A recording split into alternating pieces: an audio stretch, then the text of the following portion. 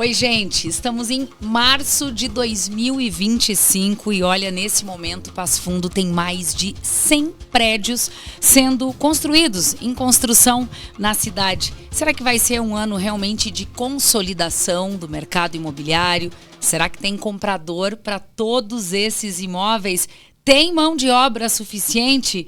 Bom, nós vamos agora atualizar o setor da construção civil em Passo Fundo. Está começando o Pod Café, o podcast oficial do programa Café Expresso, aqui da Rádio PF. Eu já vou te avisando aí que esse conteúdo, ele está disponível em áudio e vídeo no Facebook da Rádio PF, no nosso canal no YouTube, também no Spotify, no nosso canal de conteúdo, você procura lá como Rádio UPF+. Nosso convidado aqui no estúdio, claro que tinha que ser o Cristiano Basso, ele que é o presidente do Sinduscon de Passo Fundo. Cristiano, muito bem-vindo, que prazer pra gente te receber aqui, viu? Olá, tudo bom, Thaís? Para mim também é um prazer e, logicamente, falar desse crescimento maravilhoso da nossa cidade e que a construção civil é protagonista disso, né? Cris, eu queria começar te pedindo para falar sobre o passado. Quem foi embora de Passo Fundo 20 anos atrás e retornou agora, veio visitar a cidade, encontra uma outra realidade. Como é que a gente conta em palavras o que mudou visualmente nesses últimos 20 anos em Passo Fundo? Olha, com certeza mudou muito a paisagem da cidade. Eu tenho conversado com muitas pessoas, principalmente da região metropolitana, e parece que Passo Fundo é longe de Porto Alegre para os porto-alegrenses, né? Não para a gente que vai mais seguido, né? E realmente ele impactou muito a diferença nesses últimos 20 anos da construção civil. Quando você sobrevoa Passo Fundo, principalmente, você vê, ela tem um aspecto de metrópole, né? E isso sim, isso é da pujança da construção civil, dos players que estão no mercado. Já tivemos muitos players consagrados na década de 80, 90, mas a partir dos anos 2000 mudou o cenário. A gente pode dizer, Cris, que Passo Fundo se espalhou um pouco mais, assim, ele cresceu nas suas extremidades, assim, não só no centro, com edifícios altos, por exemplo? Sim, a gente tem hoje bairros consolidados já em edificações, no caso da Vila Rodrigues, da Vila Fátima, também um pouco na Vergueiro, né? Então são bairros que já eram tradicionais, mas não tinham tantos prédios, né, antigamente. E realmente a cidade se espalhou, mostrando uma dimensão maior, né? Então você sobrevoando a cidade, você vê que ela está muito bem espalhada e com bastante edificações. Como é que foi o desempenho da construção civil no ano passado, ano de 2024, que números são esses que o Sinduscon acessou, junto com dados da prefeitura também? A gente teve um ano muito bom, Thaís, em virtude que a gente vem consolidando principalmente a Construimóveis, que é a maior feira, né, do norte do estado, do ramo da construção civil e do imobiliário. Então, com números significantes, né, superando a cifra de 200 milhões, né, para 15 dias praticamente de feira, né, são números consideráveis. E a gente fechou o ano de 2024 de forma muito positiva, sabe? Então, para Passo Fundo, o crescimento, né, com praticamente 12 a 15 lançamentos tivemos em 2024. Não só na Construmóveis, durante o ano. Durante todo o ano, né? Então isso mostra a pujança do mercado e principalmente a certeza do investidor, né? Do incorporador de começar um novo projeto. Quando a gente ouve o número pela primeira vez, chama muita atenção. 100 prédios, aproximadamente, sendo construídos nesse momento, em março de 2025 em Passo Fundo. É um dado que a prefeitura fornece ao Sinduscon. Perfeito. É muito prédio, Cristiano, não é? Que análise se pode fazer desse número? Esses números de mais de 100 edificações verticais em Passo Fundo, ele já vem há 3 a 4 anos já sendo recorrente, né? Porque você tira o alvará de construção e no passar dos anos alguns vão liberando as obras e vão entrando outras, né? Termina um, começa outra. E a gente vem sempre muito próximo desse número aí de 100 prédios ao mesmo tempo. Ele impacta mesmo, é considerável para uma cidade aí de em torno de 220 mil habitantes, tanto que Passo Fundo superou de muito longe Caxias do Sul, né? Pelotas, Santa Maria, que são cidades maiores em população e território, e está nos levando ao segundo posto, né, do polo da construção civil do estado, né? Então, ou seja, depois da região metropolitana, ali Porto Alegre, vem Passo Fundo. No interior, podemos dizer que é hoje o primeiro lugar no primeiro interior lugar do no interior, estado. com certeza. 100 é muito? É um número tranquilo para ser vendido, construído, em termos gerais, assim, sem edificações verticais? Eu não consideraria muito, porque eu tenho a informação que desses 100 prédios que estão sendo construídos e esse estoque aí que dá em torno de quase 6 mil unidades, mais de 70% está vendida, né? Então, Passo Fundo tem, principalmente a região norte, tem a cultura de compra na planta, de comprar com o melhor preço inicialmente, de ter bons incorporadores com credibilidade, né, que entregam as obras. Isso é muito importante para a região, né, Thaís? Então isso mostra a certeza de investir em Passo Fundo, né, com tranquilidade, né, mesmo tendo várias construções ao mesmo tempo. Quem contabiliza esse dado é a prefeitura. O Sinduscon é uma entidade que representa não só Passo Fundo, mas Claro. também outros municípios aqui próximos e reúne hoje cerca de 90 associados, Cristiano. Exatamente. Não só da construção civil, né? O Sinduscon ele iniciou há mais de 40 anos, né, com muita força do mobiliário, né? Principalmente de indústrias de imóveis e com o tempo os incorporadores foram aumentando, né, as construtoras foram crescendo e hoje a gente tem a maioria dos associados como incorporadores construtores, né? Mas ainda temos associados do mobiliário também, que fazem parte desses 90 e poucos associados. Que bacana. Voltando ao número de 100 empreendimentos verticais, tem cliente para todo mundo? Tem cliente para todo mundo, até porque existe uma diversidade de produtos, né, Thaís? A gente tem desde os primeiros conjuntos habitacionais mais populares que são necessários em todas as cidades, como a gente tem também prédios de altíssimo padrão, que aí são para um nicho um pouco mais afunilado, né? E aqueles apartamentos de tamanho que a gente chama de tamanhos comerciais, médios, né? Que a maioria da população vai à procura do apartamento de 2 dormitórios, de 3 dormitórios também. Quem é o principal cliente destes imóveis em Passo Fundo, sejam eles verticais ou horizontais, condomínio de casas, que a gente já começa a ver há algum tempo na cidade? É o investidor ou é o morador mesmo? A gente tem um mix, isso é muito importante. É um 50%, 50%? Praticamente, porque ela é muito importante para você ter um equilíbrio, né? Porque às vezes o investidor ele muda de investimento, ele sai às vezes do imobiliário para ir para o banco, quando o juro está um pouquinho mais agradável, mas o que precisa balizar esse nível é o comprador final, é aquele que precisa da moradia, né? Então é importante que a gente venda para o consumidor final. O que impulsiona a construção civil em Passo Fundo? Nós temos aqui quais habilidades, Cris? Nós temos quais características que acabam impulsionando muito o mercado da construção civil?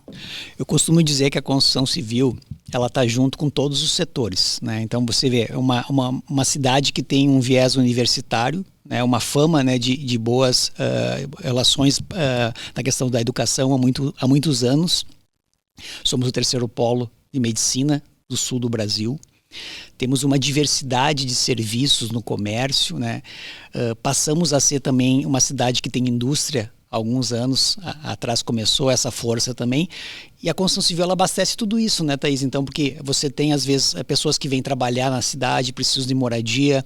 Os próprios empresários que investem aqui, eles trocam de moradia, eles vão crescendo, né, na questão principalmente de investimento das empresas, a família muda. Então, a construção civil ela caminha paralelo aí a todos esses segmentos. Bom, o que você, como presidente do Sinduscon, mas também como CEO de uma construtora da cidade, não é? O que se espera de 2025? O ano está recém começando, recém passamos o carnaval, né? Olha, eu costumo dizer que sempre início de ano é difícil você fazer uma visão assim do ano inteiro, porque o ano ele começa sempre um pouco mais devagar, as notícias de início de ano nem sempre são boas, né? Mas eu sou um cara muito positivo e acredito muito no potencial da minha empresa e também do setor da construção civil, sabe?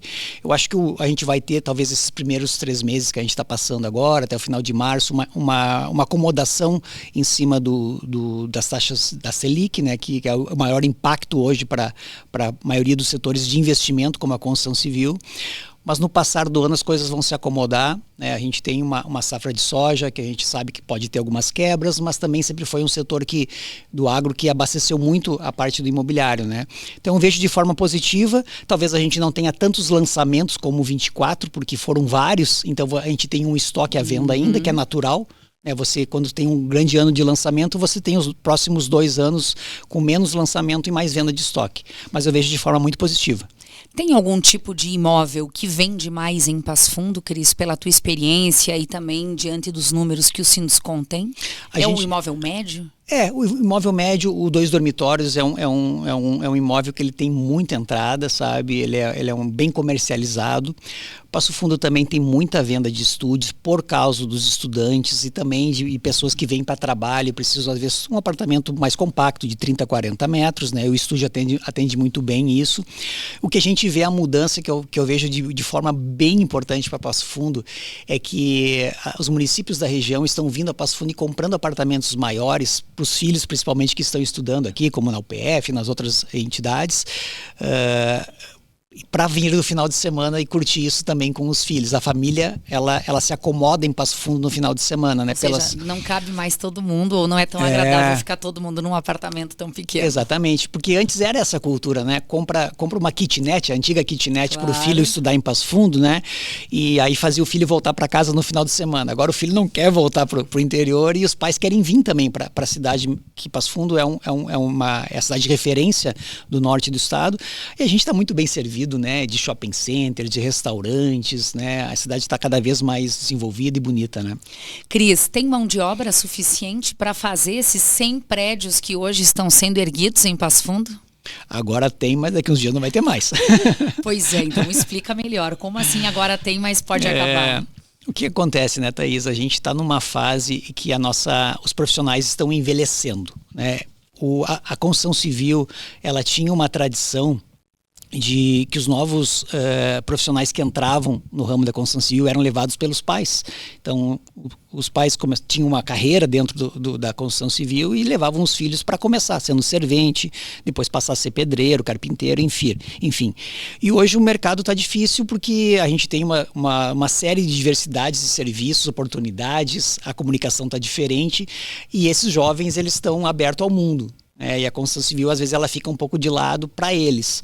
O exemplo disso é que, às vezes, um pai aí que está na construção civil, ele tenta levar o filho para dentro da construção para ele criar uma carreira e o filho não quer. A maioria das vezes é isso. Então, a gente tem um envelhecimento do profissional, que a média no Brasil é acima de 45 anos já. Essa é uma idade alta?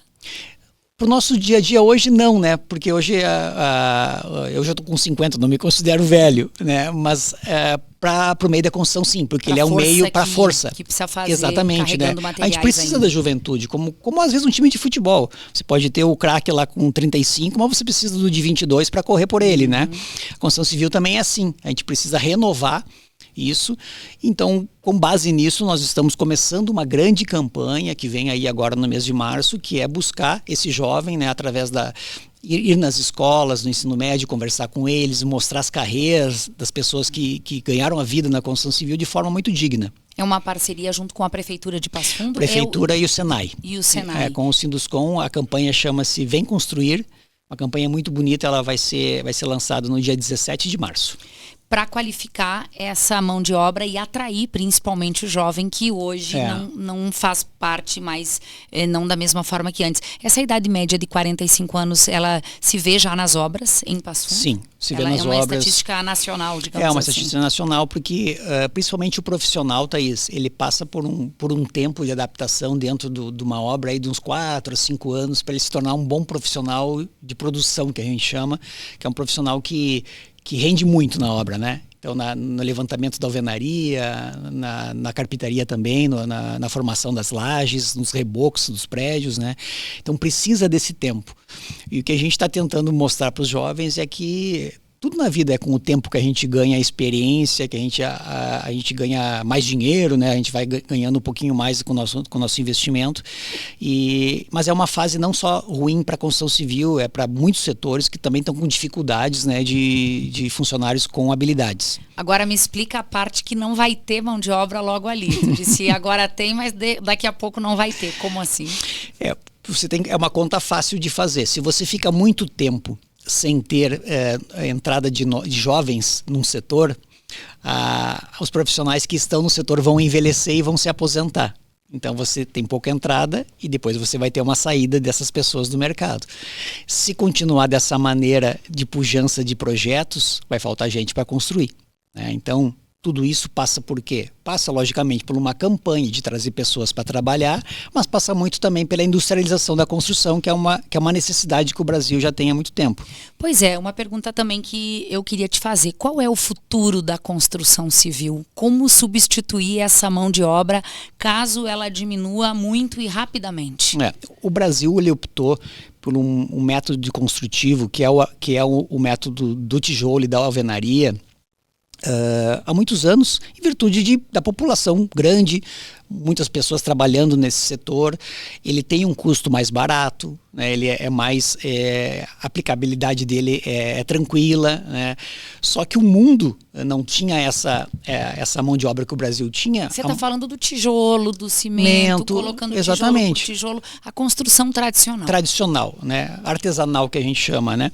E o resto do mundo não, eles não tinham essa condição, então eles foram buscando outras alternativas de fechamento, de vedação, né?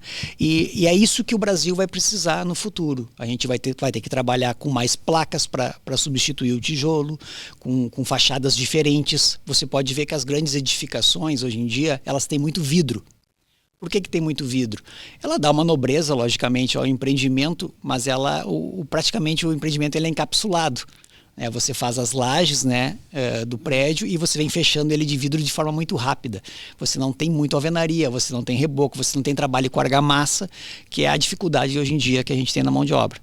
Você deve ter visto muito disso em Dubai. Recentemente, sim, você esteve lá como CEO da UNA, recebendo um reconhecimento internacional. Aliás, não é a primeira vez. Não é.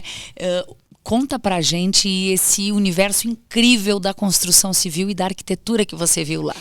Dubai, logicamente, é uma inspiração, porque lá a gente costuma... As pessoas que vão lá, elas podem ver que tudo é possível, né? Logicamente que o orçamento de Dubai é bem diferente do nosso.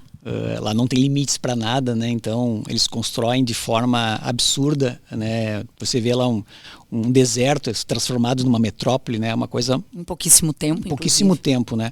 Mas o que a gente vê lá é que existe a construção convencional como a no Brasil, mas para edificações mais baratas, possivelmente para uma população mais pobre, que trabalha, né, principalmente servindo Dubai, mas as grandes construções, os arranha-céus, eles já são muito tecnológicos, né? A gente vê muito vidro, muito ACM, muito componente diferente que a gente não vê aqui no Brasil.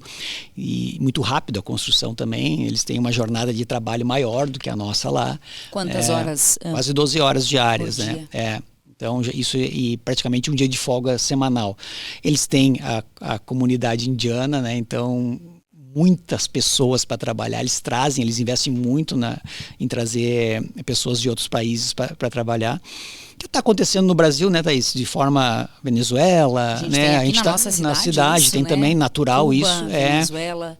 Então, mas é uma inspiração porque você consegue trazer coisas diferentes que podem dar certo, né? Dentro da minha empresa eu faço muito isso nas minhas viagens, eu trago alguns insights que depois a gente consegue aprimorar no dia a dia da nossa cidade. Você vai conseguir trazer para a tua empresa todo o ouro que você viu lá ou ainda não temos essa cultura? Porque deve ser muito ouro, não é? Tem extravagâncias, né, Thaís? O melhor de você ver lá não é tentar trazer aquilo para cá, mas ver principalmente o requinte, o toque final, a qualidade dos serviços. Isso eu constatei, né, presencialmente muitas coisas, né? E logicamente assim que aquele ouro lá é porque eles têm condições, a gente não tem, né? Mas às vezes passa até de cafona, assim, sabe? De tanto uso. Tão assim. Exagerado. Exatamente. De tanta informação. Tanta informação. De tudo que você viu lá, focando especificamente na construção civil, na arquitetura, o que mais te chamou a atenção, assim, que você ficou muito impactado? Mas me chamou a atenção é que eles tiveram uma oportunidade de construir uma cidade planejada, praticamente. Então, tudo funciona, né? Você não tem problemas de trânsito. Congestionamento. Não tem congestionamentos porque as vias são muito largas, né? Você tem as sinaleiras com sequencial correto, tudo foi muito bem planejado. Então, para uma cidade, Dubai tem praticamente 20 anos, assim, não mais que isso, né, que ela se desenvolveu dessa forma. E a gente está edificando hoje em cidades que foram feitas há muitos mais anos atrás, que não tinha esse planejamento. Então, a gente conserta de um lado e tem que remendar do outro, né? Então, a maioria das cidades do Brasil tem essa realidade. Essa é a maior dificuldade. Cris, você... Até o momento, enquanto não houver outro, você é o CEO da construtora que ergueu a maior torre do Rio Grande do Sul. Como é que é dormir com essa responsabilidade? Perde o sono em alguns momentos? Olha, não diria que perde o sono, mas a gente mede a responsabilidade, tá? Não pela questão da engenharia, porque a gente sempre teve grandes profissionais junto, né, na concepção dos projetos. Eu já tinha feito o Reserva Sangiovese com 34 pavimentos, é um prédio alto. De 34 para 40. 40 é um pulinho. 40, já não foi tão desafiador. Não foi tanto, mas a gente tem bons profissionais trabalhando com a gente foi fazer testes de túnel de vento, a gente foi atrás de todas as informações, mas a gente viu que a dificuldade não era no projeto, a dificuldade era na execução, né? Porque Passo Fundo é uma cidade que venta muito, praticamente, eu acho que 8, 9 meses do ano é muito vento. Pela região, pela localização geográfica. Então, né? dificulta bastante, né, a execução de alguns trabalhos. A logística do prédio, você tem elevador cremaleira subindo nele, você tem uma grua lá em cima. A gente já viu que podia ter usado para construir, exatamente. A logística de materiais e tudo isso, né, são as grandes dificuldades. E a parte ali que você falou de perder o sono, claro, o risco, né, de você ter pessoas trabalhando em altura. Então, a gente realmente fica preocupado com isso, mas a gente se cerca, né, de todas as adequações para a construção e para ter essa tranquilidade em executar. A pergunta que eu acho que todo mundo que fala contigo sobre esse assunto te faz, eu não vou deixar de fazer. Com toda essa altura, com todo esse vento, o prédio vai balançar um pouquinho? Pode ter essa sensação de balanço ou isso não existe? A sensação de balanço não existe, Thaís, tá? Porque eu vou te constatar, eu estive em Dubai e eu subi a 800 metros de altura. Isso dá quantos andares, assim, aproximadamente? Porque até os andares lá são um pouco mais altos, os pés direitos, mas dava 180 andares praticamente. Nossa. Sabe? Então é muito maior do prédio que a gente está fazendo, que é o Chardonnay, com 140 metros e 40 andares. Você não consegue ter essa sensação, pode ter talvez na água lá em cima, sabe? Mas é muito normal. Todas as edificações, elas têm um trabalho. A palavra é essa, elas trabalham. O cliente não tem essa sensação, não tem esse perigo, né? A estrutura é muito bem feita e faz parte da engenharia. Essa é a parte fantástica da engenharia, né? As pessoas te perguntam isso mesmo? Perguntam. Eu imagino que a gente chegou a fazer um fórum esses tempos aí com profissionais da área para a gente falar sobre... Balança ou não balança? Sobre as dificuldades da construção, e isso também foi uma pergunta, né? Então ela é normal, a gente vê nos arranha-céus, principalmente de Balneário Camboriú, às vezes alguns vídeos, né, que eles mostram assim, isso de forma super natural, porque precisa, né? Mas o cliente, o morador, ele nunca vai ter esse desconforto. Estava no teu objetivo, no teu planejamento, construir a torre mais alta? Não estava, eu sabia que ia ser um prédio muito alto, maior do que a gente já tinha feito, e ele acabou acontecendo em virtude da opção da metragem do apartamento, e o arquiteto Fernando Polizello teve um momento que ele me falou: Cristiano, acho que vamos ser o prédio mais alto do Rio Grande do Sul. Ok, informação. Que bom. E muitas pessoas me perguntam se esse era o primeiro objetivo, mas não era. O primeiro objetivo é servir o cliente da melhor planta possível, da comodidade, do requinte e do conforto do projeto, né? Pois é, não era teu objetivo, então qual é o sentido da engenharia, da construção civil, da arquitetura na tua vida pessoal, Cris? Olha, eu sempre gostei muito de construção civil, tanto que eu cursei engenharia e para mim essa parte principalmente da criatividade e de você proporcionar através de um projeto arquitetônico uma experiência melhor para o cliente, para mim é a parte mais fantástica do meu trabalho, do meu dia a dia, sabe? O meu maior desafio, a gente fala muito lá na UNA, é o próximo projeto, que vai ser sempre o melhor da UNA. Eu tenho certeza disso. Todos os projetos, né, o próximo vai ser melhor porque a gente tem a experiência, mas principalmente a gente tem o compromisso de entregar coisas melhores. E não é só o prédio, né? O entorno também conta muito. O que está próximo desse prédio, as ruas, enfim, tudo isso também está no teu radar. Está no meu radar. A gente adotou um bairro, Thaís. Então, lógico que a Vila Rodrigues, ela se tornou a Vila Rodrigues pela UNA, a gente tem a consciência disso. E se você observar a Vila Rodrigues de cima para baixo, você vai ver que, estrategicamente, todas as torres que a UNA construiu, elas estão afastadas umas das outras, para principalmente dar esse conforto, essa privacidade para o cliente. A gente não constrói mais que 2 torres no quarteirão. A gente tem ofertas de terreno a todo momento para fazer edificações, sabe? A gente tenta planejar uma coisa que não foi planejado antigamente, mas para dar esse conforto melhor e trabalhar com uma comunidade, né? A gente trabalha com um bairro, com uma comunidade, a gente quer servir essa comunidade da melhor forma possível.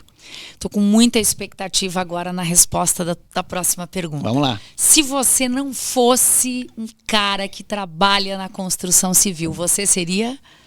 Eu acho que eu trabalharia na comunicação. Não seria um músico? Eu não posso acreditar. Não seria, porque eu já fui.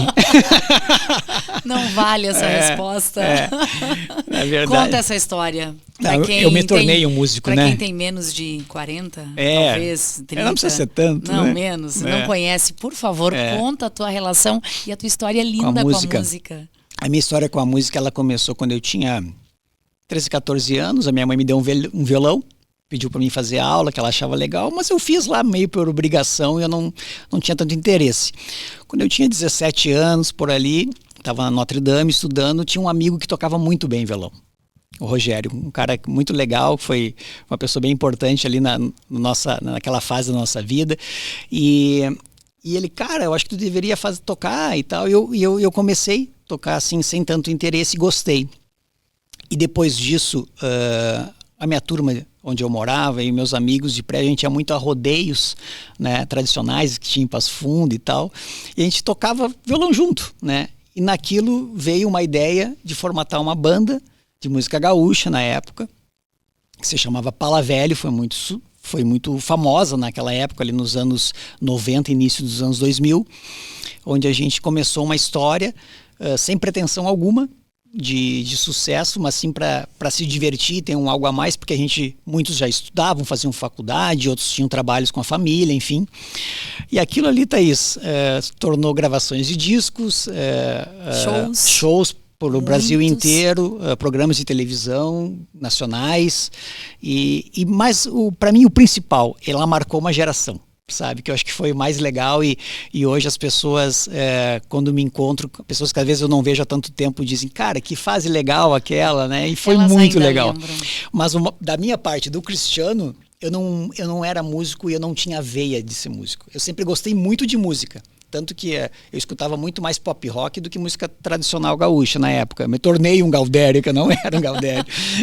Aí teve um momento que usava calça justa e todo o figurino foi discutido, enfim. Foi uma fase muito legal, mas ali talvez começou a mostrar um pouco da minha personalidade de disciplina e quando eu quero alguma coisa ir atrás. Então, lógico, eu fiz aulas de contrabaixo, que era o meu instrumento, técnica vocal, fonoaudiologia, fiz várias coisas, né, para me tornar um bom músico na época, né. Você sente saudade? Eu sinto saudade dos momentos que a gente passou, das histórias que a gente passou nas viagens, de alguns shows, algumas coisas assim. Mas eu acho que foi aquele momento mesmo que deveria ser e terminou quando deveria terminar. Tá resolvido. Tá resolvido. Você toca em algum momento? Em casa, eu toco muito pouco esposa, em casa. Pra tua filha? Eu tenho lá meu contrabaixo último que eu usei. pendurado lá no meu espaço gourmet. Eu tenho um violão que às vezes eu tiro algumas músicas com a minha filha, com a Vitória, que ela toca violino. Então eu tiro as músicas junto com ela no violão, mas eu já perdi o hábito de tocar. Eu prefiro escutar a música agora. E ver a Vitória tocando violino certamente te emociona, né? Com certeza. Um pouquinho de você ali também, com né? Com certeza. Acho que tem ali um pouquinho da minha influência ali.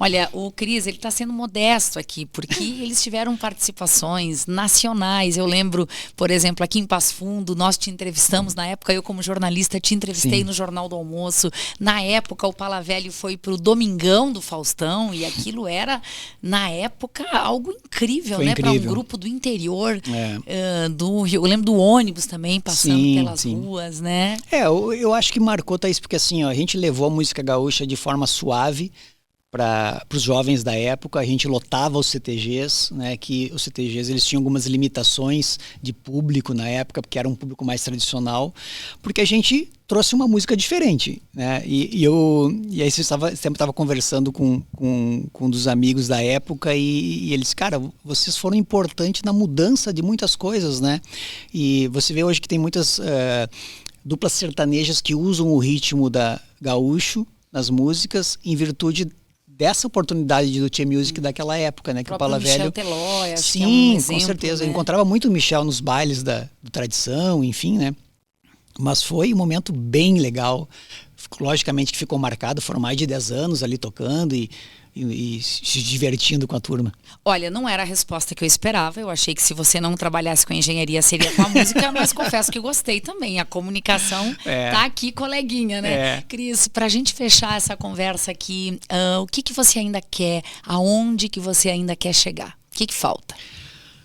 Eu acho que a gente está deixando um legado muito bonito para Passo Fundo, sabe? E o meu compromisso com a comunidade é de tornar cada vez melhor os projetos, de oportunidades de empreendimentos que a gente possa fazer, que possam mudar a vida das pessoas. Não tem uma ambição lá de chegar lá, faturar tantos milhões, bilhões. X prédios ou tantos metros quadrados. Esse número, a empresa tem um planejamento estratégico, que ele é muito bem formatado. O que mais me orgulha, Thaís, eu tenho muitos convites. Sabe, muitos convites. Inclusive para política? Para tudo, sabe? Isso, logicamente, que a notoriedade que a UNA teve... O cargo que você ocupa. O cargo que eu ocupo como Sinduscom. Sinduscom. Eu tenho muitos convites para construir em outras cidades, para participar de projetos diferentes. E isso mostra que a gente está fazendo um trabalho bem feito, né? Então, lógico que eu vou escolher o melhor sempre para minha empresa e para minha família também.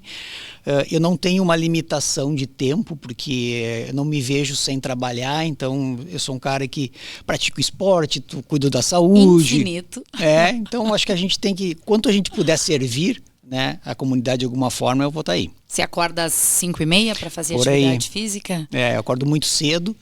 Aprendi a dormir mais cedo, eu não dormia tão cedo, aprendi, então eu acordo muito cedo, eu faço atividade física, eu vou levar minha filha na escola, já estou na empresa, nas obras, tem uma jornada intensa. Cris, que prazer você abrir o teu coração aqui e conversar com a gente. Muito obrigada, viu? A gente aqui, Gostei. time da Rádio PF, é todo teu fã também. Obrigada, viu? Eu que agradeço, um prazer estar aqui com vocês, com pessoas que a gente convive, que a gente sabe que também tem essa importância com a nossa cidade e um carinho, né? Com vocês aí, para mim foi muito legal. Que bacana. Olha, a gente encerra aqui mais um Pod Café, esse podcast oficial do Café Expresso. Espero que você tenha gostado também, tanto quanto a gente. Até a próxima.